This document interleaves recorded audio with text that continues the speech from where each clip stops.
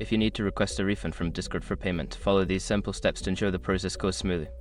Step 1. Gather your information.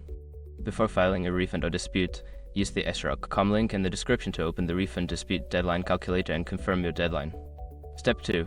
Visit the Discord support page. Go to the Discord support page by navigating to their website. Look for the Submit a Request option, which will direct you to the form needed to initiate your refund request.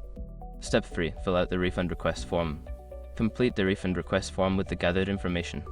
Be sure to select the appropriate category for your request, such as billing or payment issues, to ensure it reaches the right team. Step 4. Provide a detailed explanation. In the description field, clearly explain why you are requesting a refund. Include any relevant details about the transaction and your reason for the refund, such as accidental purchase or service issues. Step 5. Submit your request. Once you have filled out the form and reviewed your information, submit your request. You should receive a confirmation email, and Discord support team will follow up with you regarding the status of your refund.